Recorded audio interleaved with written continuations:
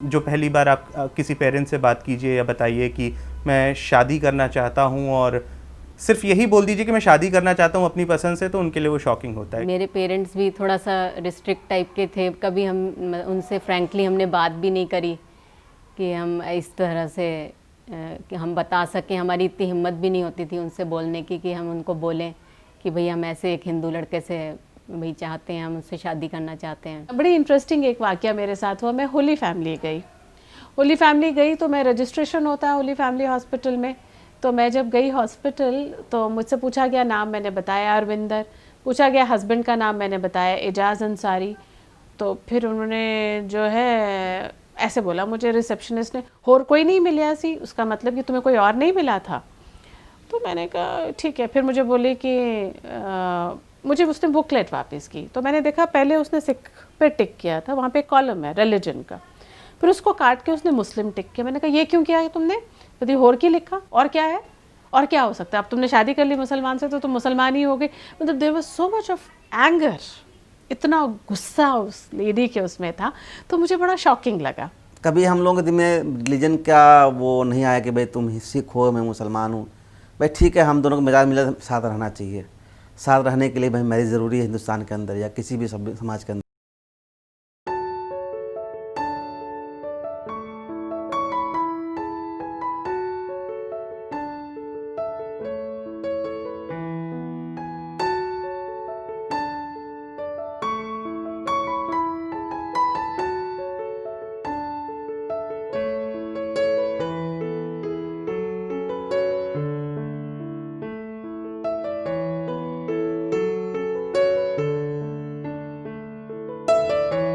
मैं Willingdon hospital में training कर रही थी। तो तब वहाँ पे मेरे कज़न हैं जो कि इनके दोस्त हैं, लखनऊ में ही रहते हैं। तो उनके साथ ये मेरे से मिलने आए। एक्चुअली वो कज़न मेरा मिलने आया था, तो ये उनके साथ आए थे। तो तब मेरी वहाँ पे इनसे पहली मुलाकात हुई और मुझे अच्छे लगे ये देख के, और इनको भी लगा कि मतलब ये अच्छी है लड़की। तो ऐसे फिर हमारे मुलाकात शुरू हो गई। मुझे भी चाहिए था शाम को कोई ना कोई साथ हो जिसके संग घूम सके, टाइम पास हो। तो फिर इनके संग फिर मिलना जुलना चालू किया। एक आध बार बातचीत हुई, कुछ थोड़ा सा अट्रैक्शन भी हुआ। उसके बाद फिर हमने सोचा शादी करनी चाहिए, क्योंकि अगर मैं घर चली जाती तो फिर मेरे पेरेंट्स तो इस चीज़ के बिल्कुल ख़िलाफ़ थे कि वो करते नहीं कभी भी मेरी शादी कोई भी हिंदू लड़के से। इनको डर तो बहुत लगता था अपनी फैमिली की तरफ से, पेरेंट्स, क्योंकि ऑर्थोडॉक्स बहुत हैं। उनको लगा कि यार वो तैयार नहीं होंगे, वो गुस्सा करेंगे, ये करेंगे। इनके पेरेंट्स तो कोई ऑब्जेक्शन नहीं कर रहे थे, लेकिन इनके पेरेंट्स ने भी यही बोला अगर मेरे पेरेंट्स शादी में नहीं आएंगे तो ये अगर इनके पेरेंट्स शामिल होते हैं तो फिर वो गलत हो जाता है। मेरे पेरेंट्स ये सोचते कि इनके पेरेंट्स ने कुछ भाई साजिश करी है। 15 अगस्त के दिन था, छुट्टी थी। तो मैंने कहा यार दोस्तों से कि यार बड़ा बोर हो रहा है, 2 दिन की छुट्टी है, चलो कुछ करा जाए। नेक्स्ट डे शायद सैटरडे संडे भी पड़ा रहा था, संडे तब हुआ करती थी छुट्टी, सैटरडे तो लगता था। तो मैंने उनसे कहा यार चलो कुछ कर लेते हैं, शादी वादी। कहले क्या करेंगे? मैंने कहा शादी कर लेते हैं। कहने मजाक कर रहे हो, शादी कर लेते हैं? मैंने कहा हाँ यार शादी करते हैं। और कहने आज 15 अगस्त है, सब बंद होगा। मैंने कुछ नहीं होता यार, चल चलते हैं उठते हैं। मैंने इनको फ़ोन किया, ये हॉस्टल में रहती थी, बत्रा में जॉब करती थी। ये मेरे पास आ गई। कहने इनको भी नहीं उम्मीद थी कि आज शादी करने के मूड में है ये, इस तरह से। तो फिर मेरे जो दोस्त थे, फिर मैंने उनको फ़ोन किया। तो कोई अपने कपड़े ले आया, साड़ी ले आया, कोई चप्पल ले आया, कपड़े भी नहीं थे उस तरह से लेके आई थी कैजुअल ड्रेस में। और फिर दोस्तों को फ़ोन किया, मैंने कहा यार शादी करनी है। तो वो जैसे लोग दोस्त होते हैं ना, कोई दारू की बोतल लिए चला रहा है, कोई खाने का सामान लिए चला रहा है, कोई कपड़े लिए चला रहा है कि चल यार चलते हैं। तो 15 अगस्त को हम लोग गए हनुमान मंदिर, कनॉट प्लेस।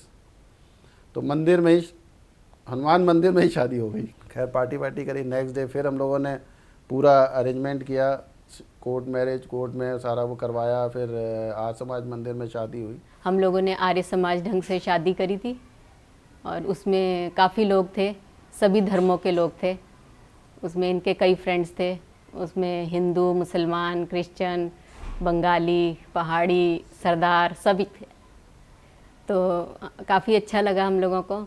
लेकिन जो एक पेरेंट्स की कमी होती है और जो एक घर का कमी लगती है वो तो लगी थी, लेकिन साथ में खुशी भी थी। लेकिन मेरे फादर थोड़ा सा काफ़ी गुस्सा हुए, उन्हें इस चीज़ का बहुत ज़्यादा वो था कि भाई ऑर्थोडॉक्स टाइप के हैं वो, अब तो खैर नहीं हैं, लेकिन उस समय पे उनको बहुत गुस्सा आया। उन्होंने काफ़ी कुछ आके यहाँ पे मेरे को बोला भी, तो लेकिन कुमुद ने मेरे को काफ़ी सपोर्ट किया कि कोई बात नहीं है, मैं तुम्हारे साथ हूँ, तुम इस तरह का कभी सोचना मत कि पेरेंट्स की कमी तुम्हें लगे। मेरी मुलाकात एजाज से जामिया में एमए के दौरान हुई। हम लोगों ने दोनों साथ में एमए किया। मैं जामिया में 88 में आई थी। 90 में मैंने जामिया में एमए अपना कंप्लीट किया। उस दौरान 2 साल में हमारी काफ़ी अच्छी गहरी दोस्ती हो गई थी। इनका भी अपना ग्रुप था, उस क्लास में हमारा भी एक ग्रुप था। इनका ग्रुप ज़्यादातर लड़कियों का था, हमारा लड़कों का था।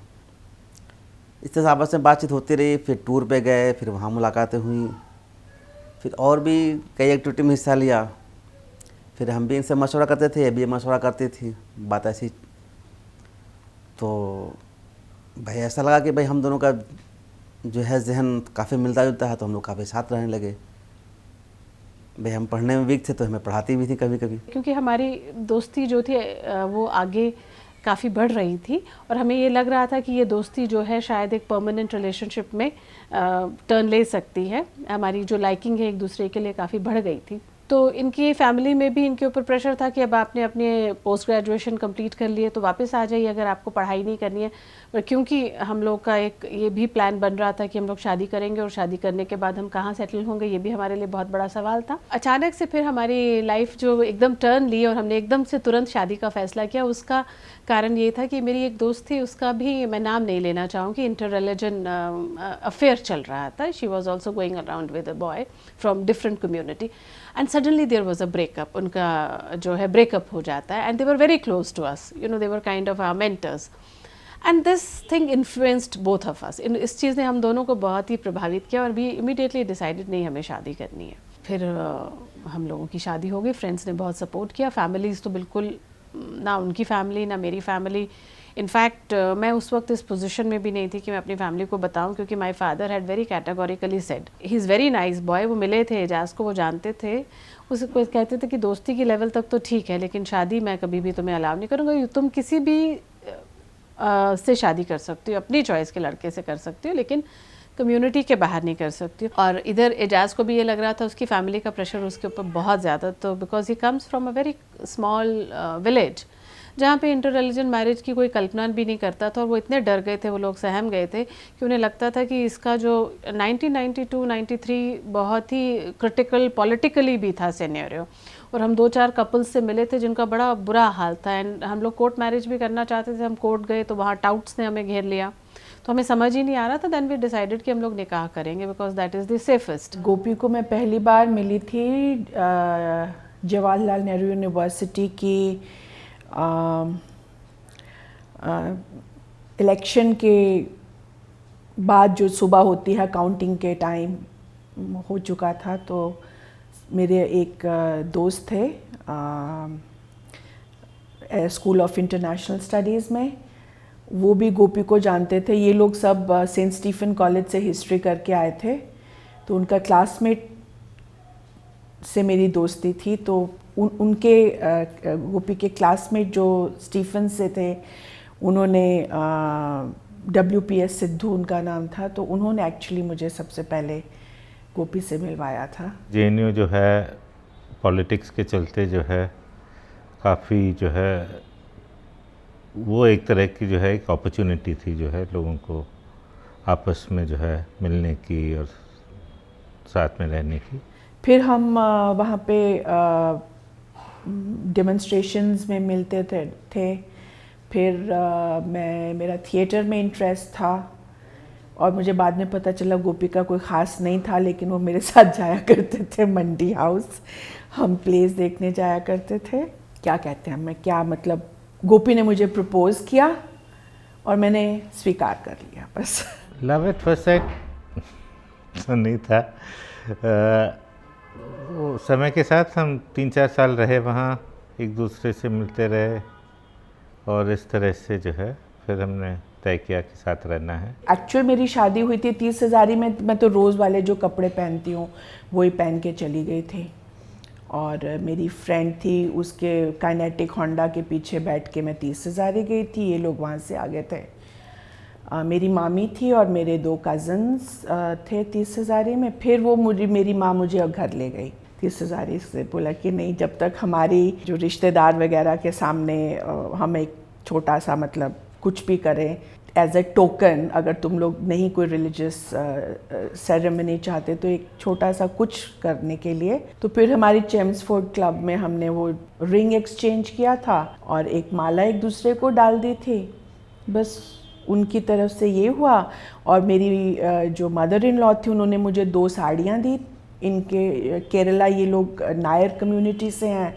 इनमें मतलब कि जो आदमी है वो औरत को कपड़ा देता है और एक गहना देता है। तो उन्होंने मुझे वो, मेरी मदर, गोपी ने नहीं दिया, मदर इन लॉ ने दिया। वैसे तो हस्बैंड देता है, लेकिन इसने कहा मैं तो ये सब कुछ नहीं करूँगा। तो मेरी मदर इन लॉ ने मुझे 2 साड़ियाँ और कुछ ज्वेलरी कुछ दी थी। सरफराज और मैं DTA मंदिर मार्ग एक ही स्कूल में हम दोनों पढ़ते थे एंड हमारी मुलाकात स्कूल में ही हुई थी और बस नॉर्मल दोस्ती थी हम दोनों की वैसे तो। आई थिंक वो एक जो चाइल्डहुड की जो एक लाइकिंग होती है वो तो तभी से थी, लेकिन आई डोंट नो वो लव था कि वो क्या था, लेकिन एक बहुत बहुत अच्छी फ्रेंडशिप थी उस टाइम पे। धीरे धीरे 5 साल स्कूल में साथ में रहे और उसके बाद एक बार स्कूल ख़त्म तो सब लोग अपने अपने रास्ते चले जाते हैं अपना करियर बनाने हायर एजुकेशन के लिए। तो प्रिया दिल्ली यूनिवर्सिटी गई, मैं जामिया यूनिवर्सिटी गया। एक दिन ऐसे ही हुआ कि प्रिया का बर्थडे था, मुझे साल तो याद नहीं, लेकिन प्रिया का वो बर्थडे था और ये हुआ कि आज तो मिलना है। और प्रिया उस टाइम पे गुड़गांव में काम करती थी और यहाँ से गुड़गांव काफ़ी दूर है, बट ये हुआ कि आज मिलते हैं और फिर देखते हैं। मतलब वो कहीं पे एक था कि बहुत दिन हो गए, बहुत अरसा हो गया मिले हुए, फ़ोन पे बात होती रहती है। तो जब उस दिन प्रिया से मुलाकात हुई तो एक कहते हैं कि आपको एक शुरुआत की ज़रूरत होती है, एक दोबारा से एक शुरुआत। तो उस दिन जब मिले और जो वक्त साथ में गुजारा उस दिन, वहाँ से आई थिंक एक रिजुविनेशन आप कह लीजिए या रीस्टार्ट कह लीजिए एक तरीके से। ओवर द पीरियड एक चीज़ ये रियलाइज़ हुई कि दोनों में बहुत कुछ कॉमन है एक जैसा, and I think that's the time when we decided कि जब इतना कुछ कॉमन है तो why not stay together forever. Firstly मैंने तो पहले मना ही कर दिया था कि सिंस मैं तमिल ब्राह्मण हूँ एंड इंटर रिलीजन मैरिज या लव मैरिज भी मेरे पापा कभी मानेंगे नहीं, तो उस चीज़ में मैंने मना कर दिया था। बट उसके बाद एक कन्विक्शन था कि शायद आगे जाके कभी हो जाएगा सक्सेस, हम कन्विंस कर लेंगे पेरेंट्स को। तो जब प्रिया के पेरेंट्स से पहली बार मुलाकात हुई तो उनका पहला और आखिरी यही सवाल था कि क्या आप हमारी बेटी को खुश रख पाएंगे और क्या आप उनका ख्याल रखेंगे। तो उसमें कोई शक और शुबे की गुंजाइश तो थी नहीं। तो उनको मेरा बहुत सीधा सा जवाब था कि हाँ, अगर ख्याल ना रखना होता और if we were not in love तो ये रिलेशनशिप यहाँ तक आती ही नहीं। और उसके बाद आई थिंक बहुत ज़्यादा वक्त नहीं लगा, सब लोग कन्विंस थे, सब लोग की राज़ी खुशी के साथ हमारी कोर्ट मैरिज हुई और उसके बाद एक अच्छी सी रिसेप्शन सारे फ्रेंड्स के साथ। परेशानियां तो बहुत आई मैरिज करके हमको, क्योंकि कई लोग हमारे अगेंस्ट भी थे जो कि चाहते नहीं थे कि भाई ये शादी हो, इनके घर की तरफ से भी हमारे घर की तरफ से भी। घर हम लोग ने जब ढूंढना शुरू किया तो पहला हमारा एक्सपोजर जो समाज के साथ हुआ कि हम जब लोगों को बताते थे कि हम लोग इंटर कम्युनिटी कपल हैं तो हमें घर नहीं मिलता। तो कोई ये कह नहीं देता था कि हम नॉनवेज नहीं पकाने देंगे। हमने बहुत कहा कि हम नॉनवेज नहीं खाएंगे, हम नहीं बनाएंगे। हम लोग बहुत कम रहते ही हैं क्योंकि मेरी पढ़ाई है, मैं ज़्यादातर हॉस्टल में रहती हूँ, इजाज़ रहेंगे, लेकिन किसी ना किसी वजह से हमें घर नहीं मिलता था। शादी के बाद दिक्कतें ये आई कि भाई जब हमारे घर वालों को इसकी खबर मिली तो हमारे वालिदैन काफ़ी नाराज़ रहे और काफ़ी रोज़ तक हमसे भी बातचीत नहीं रही और कोई नाता भी नहीं रहा उनका हमारा। कोई इंटर रिलीजन मैरिज करना चाहे, जब उनका परिवार या उनके सपोर्ट में खड़ा हो जाता है, उनकी तकलीफ़, उनके दुख आधे हो जाते हैं। ज़िंदगी तो उनको ही जीनी है, लेकिन वो जो सोशल सपोर्ट फैमिली से आती है, वो जो फैमिली छूटती है, वो बहुत तकलीफ़देह होता है। और हम इस चीज़ से गुज़रे, हम नहीं चाहेंगे हमारे बच्चे इस चीज़ से गुज़रे। We will completely support them. मेरी बेटी, उसका नाम अत्तिया है और जब वो पैदा हुई थी तो उसका पूरा नाम अत्तिया ज्योति गोपीनाथ था। क्योंकि ये मेनन है और मैं सबरवाल हूँ, तो हमने कहा था ना उनका लगेगा ना मेरा सरनेम लगेगा, हम उसका दोनों में से किसी का भी नहीं होगा।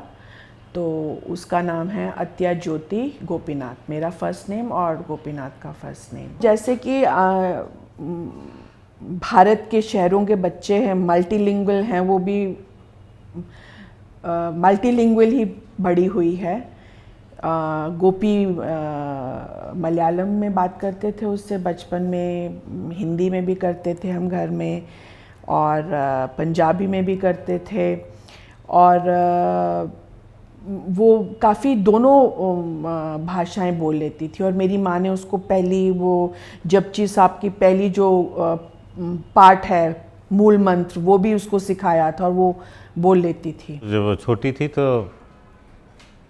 उसकी माँ भी उसे अपनी भाषा में पंजाबी में बात करती थी, मैं मलयालम में भी बात करता था। और उससे ज़्यादा वो जब केरला जाती थी मेरे पेरेंट्स से मिलने, वहाँ पे क्योंकि सभी लोग मलयालम में बात करते थे तो 2-3 महीने में वो हिंदी भूल के आ जाती थी यहाँ पे। मेरे 2 बेटे हैं। ऐसा कुछ नहीं है कि इनको किसी रिलीजन में आगे बोलें कि तुम हिंदू में आगे करो या क्रिश्चियन बनो, ऐसा कुछ नहीं है। हम इनको बोलते हैं कि तुम विश्वास करो, एक परमेश्वर जो भी एक महान शक्ति है उसके ऊपर तुम विश्वास रखो। बच्चों के बारे में या बच्चे कौन से रिलीजन को फॉलो करेंगे उस बारे में कभी हमने बात नहीं करी, क्योंकि हमें ये लगता है कि ठीक है हम लोग रिलीजन को फॉलो करते हैं, प्रैक्टिसेस हैं हमारी, लेकिन in the end of the day जो आपकी कल्चरल प्रैक्टिसेस हैं वो ज़्यादा इम्पॉर्टेंट हैं। मैं हमेशा से जितना मैं मस्जिद में जाता हूँ उतना ही मैं मंदिर में जाता हूँ, उतना ही मैं गुरुद्वारे में, और उतना ही मैं शायद चर्च में भी जाता हूँ। हम लोग सभी रिलीजन फॉलो करते हैं, चर्च भी जाते हैं और मंदिर भी जाते हैं। ऐसा कोई हमारा पर्टिकुलर रिलीजन नहीं कि हम एक ही रिलीजन को फॉलो कर रहे हो। तो हम क्रिसमस मनाते हैं और दिवाली, होली दिवाली भी बनता है। कास्ट ना देख के अपने संस्कार बच्चों के देखें, बच्चों में क्या है वो देखें, इंसान देखें, और अच्छा इंसान हो उसके संग शादी करें जो आगे लाइफ चले। और इस तरह की कोई बाइंडेशन है वो नहीं डालना चाहिए, बाधा कि वो ये नहीं कर रहा, वो नहीं कर रहा, कुछ नहीं होना चाहिए। या हमारे धर्म को, रिलीजन्स को नहीं अडॉप्ट कर रहा है, इस तरह का कोई बंधन नहीं डालना चाहिए। और आगे इस चीज़ से एक सबसे बड़ी चीज़ है कि मुझे लगता है कि जब अलग उसके रिलेशंस जब होते हैं धर्म के, तो शायद कुछ अच्छी चीज़ निकल के आती है। और 2 तरह की ब्लड जब आपस में मिलेंगे तो उनके ब्रेन में भी कुछ नई सोच पैदा होगी। इंटर रिलीजियस मैरिजेस जो हैं वो आई थिंक 2 कम्युनिटीज़ को साथ में लेके आती हैं। मौका मिलता है एक दूसरे के रिलीजन को, कल्चर को समझने का। आप ज़्यादा लिबरल होते हैं, आप ज़्यादा ओपन होते हैं अडेप्ट करने के लिए दूसरी कम्युनिटीज़ की प्रैक्टिसेस को। और ख़ाली आप ही नहीं, आपकी एक्सटेंडेड फैमिली और आपका एक्सटेंडेड एनवायरनमेंट। मुझे याद है जब मेरी शादी हुई थी, प्रिया पहले भी घर आती थी, लोग पेरेंट्स घर तक पहुंचने तक, जब तक वो मम्मी पापा से मिल पाती थी, रास्ते में 15 लोग और जो थे उनके लिए वो बिटिया हो गई थी। तो घर की बिटिया बाद में हुई, बाकी लोगों की बिटिया पहले हो गई थी। तो जिस तरीके की एक फीलिंग थी और जिस तरीके से जो हमारे रिलेशनशिप का इम्पैक्ट था वो एक लार्जर कम्युनिटी पे पड़ा इन अ वेरी पॉजिटिव वे। वो आई थिंक ये दिखाता है कि ओपननेस अगर आपके रिलेशनशिप में रहे और अगर आप तैयार हों थोड़ा सा एक स्टेप फॉरवर्ड लेने के लिए, तो इस तरीके के रिलेशनशिप जो हमारी सोसाइटी है या जो हमारी कम्युनिटीज़ हैं उनको साथ लाने में बहुत मदद कर सकती हैं। I mean these relationships can strengthen the bonding between different communities and different people. I would like to take this opportunity to formally welcome Sinead to her family. Even though in reality you have been part of this family for a couple of years now, just like our own daughter.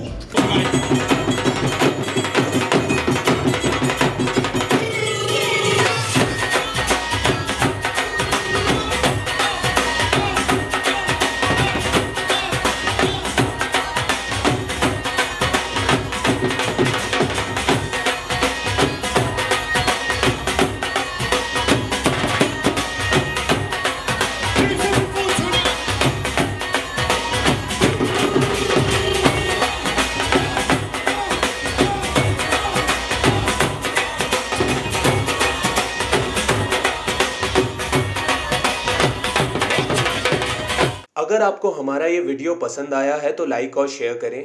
ऐसे और videos देखने के लिए subscribe करें to culture collage.